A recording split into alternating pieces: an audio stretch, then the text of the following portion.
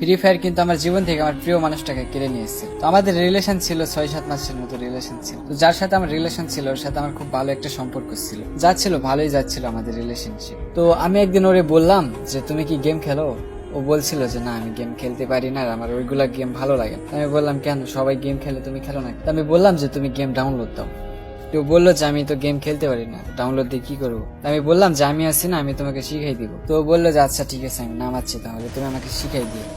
আমি বললাম আচ্ছা সমস্যা নেই, তুমি গেমটা নামাও, আমি তোমাকে শিখাই দিচ্ছি। তো গেম নামানোর পর আমার নক দিয়ে বলে যে আমার গেম নামানো হয়েছে, এখন হচ্ছে আইডি কিভাবে খুলবো। তো আমি সবকিছু আইডি মাইডি খুললে মানে কিভাবে খুলতে হয় এগুলা একবারে শিখাই দিলাম। তো আইডি খোলার শেষে আমি অ্যাড হইলাম। তো অ্যাড হওয়ার শেষে আমরা গেম খেললাম। প্রথম ম্যাচ স্টার্ট দিলাম। ও বলতেছে যে আমার তো ভালো লাগতেছে না, মাথা ঘুরতেছে আমার, কেমনে খেলো তোমরা এইগুলো? আমি বললাম যে হচ্ছে তুমি কয়েকদিন খেলো, এমনি তুমি আস্তে আস্তে শিখে যাবে। তো বলতেছে যে মানে কোথায় কি করতে আমি তো এইগুলো জানি না। তো আমি আবার স্ক্রিন শেয়ার করে ভিডিও কলে আমি আবার ওরা সবকিছু বুঝাই দিয়েছিলাম। তো বোঝানোর পর এইভাবে যায়, ও খেলে, খেলতে খেলতে 6-7 মাস আবার পার হয়ে যায়।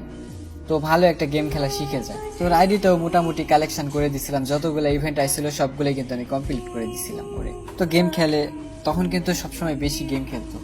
যখন গেম খেলা শিখে গেছে একবারে, তখন আমাকে সময় দেয় না। তো আমিও কিছু মনে করি না, যে মানুষটা গেম খেলে তো সমস্যা নেই। তো আমাকে আবার তো তেমন একটা SMS দিত না গেম খেলা শিখে যাওয়ার পর।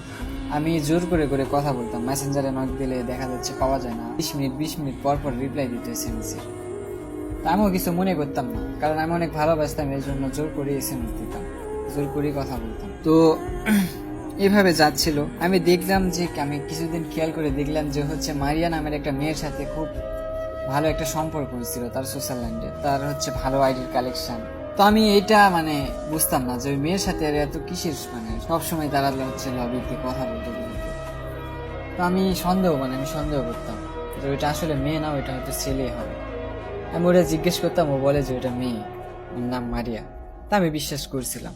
তারপরেও আমার হচ্ছে সন্দেহ মনের মধ্যে, যে না ওইটা ছেলে হলে, ওইটা যদি মেয়ে হয় তাহলে তারা এত কিসের কথা বলে। তো আমার হচ্ছে সন্দেহ ছিল। তো পরে হচ্ছে আমি আইডিটা অফলাইন দিয়ে দিলাম আমার। আমি বলছিলাম যে আমার গেম খেলবো না, তুমি গেম খেলো, আমার ভালো লাগে না গেম খেলা, প্রচুর কামের চাপ, আমার এইগুলো ভালো লাগে না।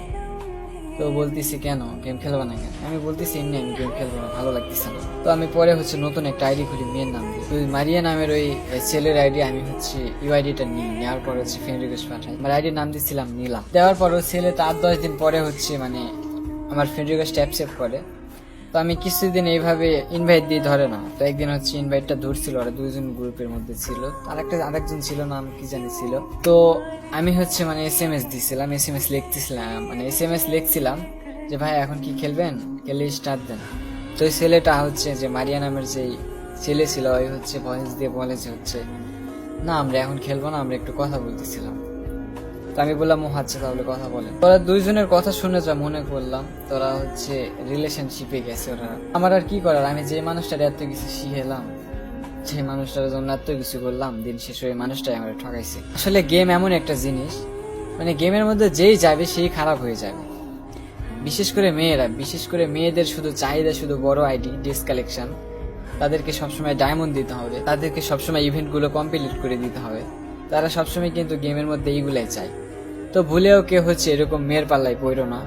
আর গেমের মধ্যে যেগুলো মেয়ের আছে এগুলা 90%ই খারাপ। তোমার সাথে মিষ্টি মিষ্টি কথা বলবে, তারপর তোমার কাছ থেকে ডায়মন্ড নেওয়ার পর তোমার সাথে সম্পর্কটা শেষ করে দিবে। আর বিশেষ করে যারা হচ্ছে ডু পার্টনার খুঁজো, তো ডু পার্টনার বানিয়ে তো লাভ নেই। আর যখন হচ্ছে ডু কার্ডের যে নানসেন্স কার্ডটা পাওয়া হয়ে যাবে, তখন কিন্তু তারা ডুটা কাইটা দিয়ে তারা কিন্তু তোমাকে আনফ্রেন্ড করে দিবে।